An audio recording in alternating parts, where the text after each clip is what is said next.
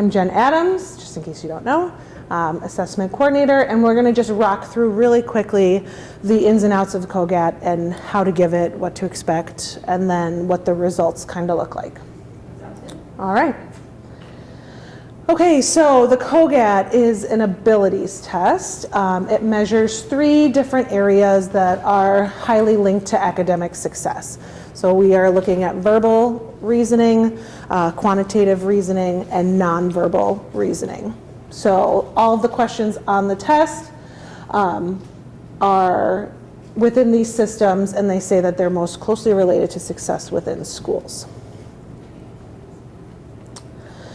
So the first test we give is the verbal. The verbal battery assesses our ability to go through different processes like looking at verbal analogies, things that we don't necessarily teach explicitly in school, but we say that are implied and that are learned. So our verbal tests represent this particular area. And then the quantitative battery is about patterns and just different ways that we use our quantitative thinking skills. So things like, again, patterns and finding functions, things like that. And then last is the nonverbal battery.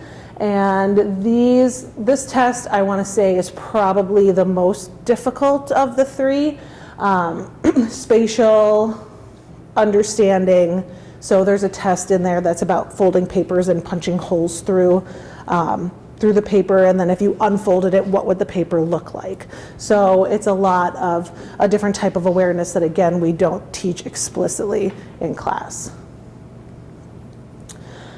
So for our testing basics, each battery has 3 timed tests. Each subtest is 10 minutes. So there's 3 10-minute tests within the verbal battery, and then 3 10-minute tests within the nonverbal, 3 10-minute tests within the quantitative. And then you give a different battery each day. So you can't give all 3 batteries on the same day. We have to space them out. All of the questions are multiple choice, and basically what you're going to have to plan for is probably about 45 minutes of time within each day, because you're going to have to pass everything out, read the directions, start the timer, stop the timer, move on to the next test, read the directions, so on and so forth. So it's about one set of 3 each day. Okay. Okay. So I mentioned this a little bit earlier, but the questions are things that we haven't directly taught in class, but they have to use their reasoning skills in order to be able to solve and answer the questions. So you might get some questions from parents like, how do I study for this? Or how does this match what we're doing in class? It doesn't directly match, and that's on purpose.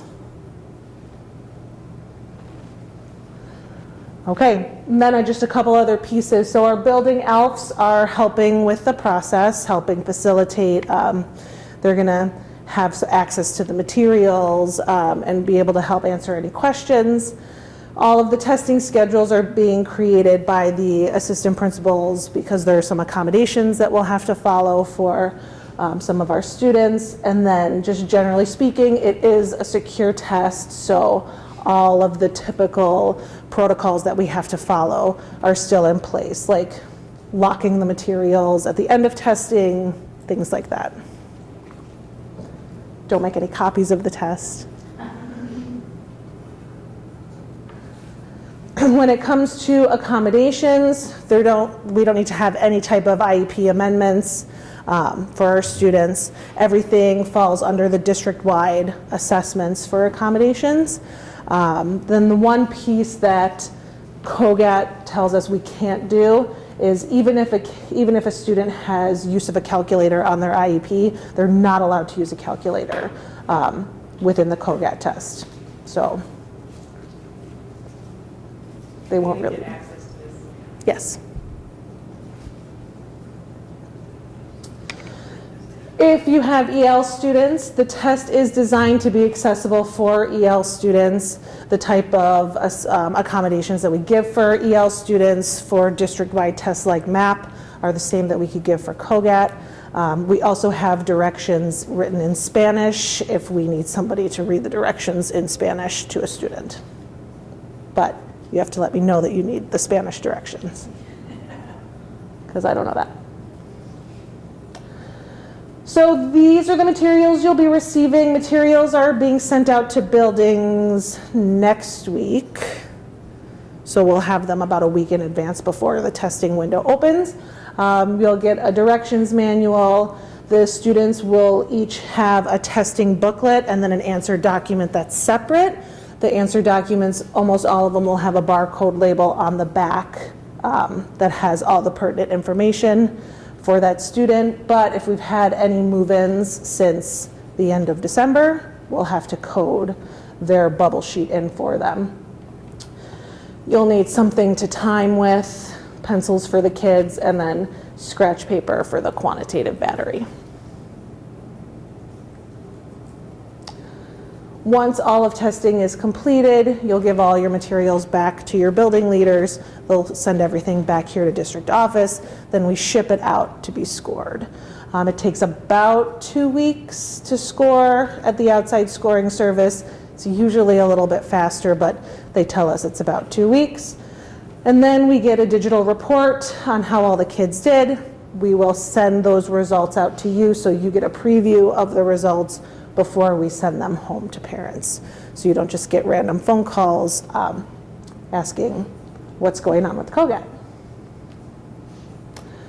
Okay, so on your tables, there is a sheet of paper that's a profile narrative. So this is what the results actually look like that we send home to parents.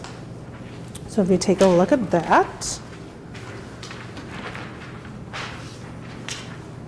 you will see lots of different pieces. So up in the top left corner, you'll see the scores for each of the batteries and then a composite score, which is under the age scores. You'll get an overview. The parents will get a profile for the student saying where they're relatively strong or where they have some relative weaknesses in which battery those fall in, and then how to access more in-depth information. So, like I said, up in the corner, we're looking at these standard age scores, stay 9, age percentile rank. Basically, the information that we need to know to move on within our processes for ALA or advanced math is that kids need a 128 or higher in that verbal area, so the first standard age score of 128 or higher to meet the criteria to continue on for ALA, and they would need a standard age score of 130 in the quantitative ability to move on for advanced math, at least be in the process. Okay. So 128 for verbal, 130 for quantitative.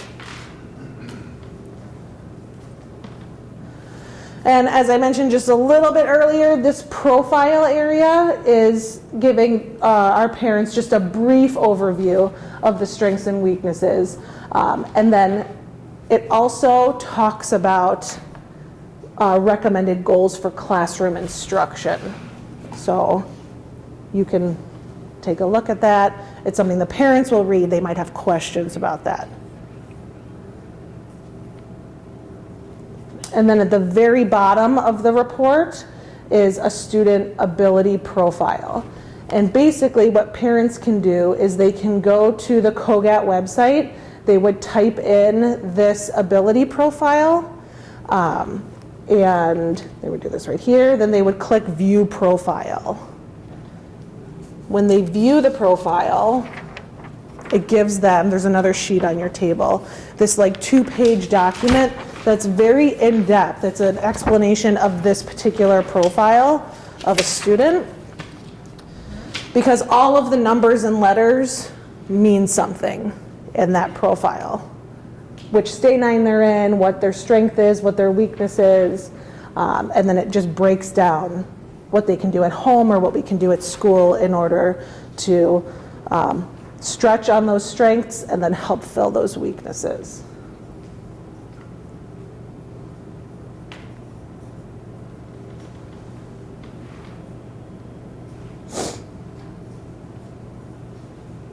It's pretty interesting to read through.